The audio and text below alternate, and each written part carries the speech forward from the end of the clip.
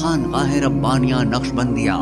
روحانی معلج پیر مفتی احسن محمود نقشبندی صاحب۔ حضور پاک صلی اللہ تبارک و تعالی علیہ وسلم فرماتے ہیں المجالس بالامانہ، آپ ایک ایسی مجلس میں بیٹھے جہاں پر یہ بات طے ہوگی کہ بھائی یہ مجلس کی بات باہر نہیں جانی چاہیے، اب یہ طے ہوگی، اب آپ کے ذمے ہے کہ آپ اس بات کو باہر نہ کریں۔ ہم کیا کرتے ہیں ہم یہ کرتے ہیں، ہم اس بات کو جب دوسرے تک جاتے ہیں اس کو جا کے یہ کہتے ہیں، تاکید کرتے ہیں، دیکھو یہ امانت والی بات ہے جو آپ کو بتا رہا ہوں، اس بات کو بتانے میں تاکید کی گئی ہے کہ نہیں بتانی، میں پھر بھی آپ کو بتا رہا ہوں، اور میں آپ کو تاکید کر رہا ہوں آپ نے کسی سے یہ بات نہیں کرنی کہ ایسے معاملہ طے ہوا ہے۔ اب یہ دوسرے صاحب جن تک یہ بات پہنچی، یہ تیسرے صاحب کے پاس جا کر یوں ہی کہتے ہیں، دیکھو میں امانت والی بات آپ کو بتا رہا ہوں کہ مجھے تاکیداً منع کیا گیا کہ یہ بات نہیں بتانی، لیکن میں بھی آپ کو تاکید کروں، آپ نے بھی کسی کو نہیں بتانی یہ بات، ہاں یہ بڑی خاص بات ہے، آپ نے کسی کو نہیں بتانی۔ اس طرح کرتے کرتے پورے علاقے میں چرچا ہو جاتا ہے اور امانت میں اتنی بڑی خیانت ہو جاتی ہے کہ ہم کسی نے کوئی خاص پلاننگ بنائی تھی کہ تو وہ اس پلاننگ کا سب کو پتہ لگ جاتا ہے،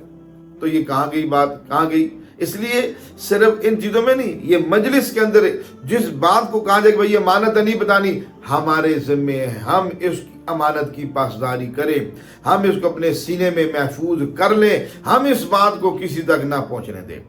اس طرح اگر کوئی ہم فون میں دو باتیں کریں، ہم چھپ کے سننا شروع ہو گئے، منع ہے، یہ تو قرآن کہتا ہے وَلَا تَجَسَّسُوا، خبردار کسی کی جاسوسی مت کرو، وہ آپس میں پتہ نہیں کیا باتیں کریں، ہم سننا شروع ہو گئے، نہیں ہم نہیں سن سکتے۔ تو اسی طرح ہم کسی کی بات نہیں سن سکتے، جہاں یہ بات طے ہو جائے کہ یہ بات کسی کو نہیں پہنچانی، ہم اس بات کو آگے نہیں پہنچا سکتے۔ تو ہماری ذمہ ہے کہ جس مجلس کی بات کو ہاں شرعی طور پر ایک بات ہے جس کی ہمیں اجازت ہے کہ اگر 3 آدمی یا 4 آدمی مل کر کسی کے قتل کا پروگرام بناتے ہیں یا کسی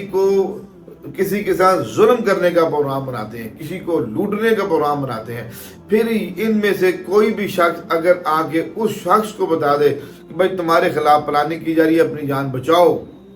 پھر یہ خیانت نہیں ہوگا۔ پھر اس کا بتانا شرعی طور پر فرض بھی ہوگا، اس کے اوپر واجب بھی ہے کہ یہ آگے اس کو بتائے، اگر نہیں بتائے گا تو اس کی جان چلی جائے گی، یہ بھی ان 4 میں شمار کیا جائے گا۔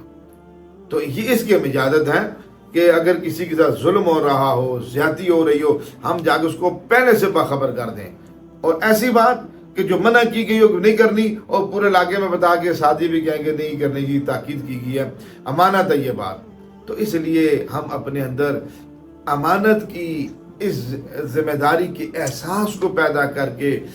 جتنے بھی جملہ امور ہیں شریعت کے، ہر ایک کے اندر ہم اس کو رائج کریں، نافذ کریں، وگرنہ کیا ہوگا جو حضور نے فرما دیا وہی ہوگا کہ امانت کے اندر خیانت کرنے والا منافق ہے، میرا آپ کا شمار منافقوں میں ہوگا۔ اگر میں اور آپ منافقت کی اس یعنی غلیظ صفت سے بچنا چاہتے ہیں تو ہم اپنے آپ کو نیت کر کے اس پیمانے پہ پہنچائیں کہ مرتے دم تک ہم امانت کی پاسداری کریں گے انشاءاللہ تعالی۔ ہمارے ہاں جادو، جنات، بندش اور نظر بد کا شافی علاج قرآن و سنت کی روشنی میں کیا جاتا ہے۔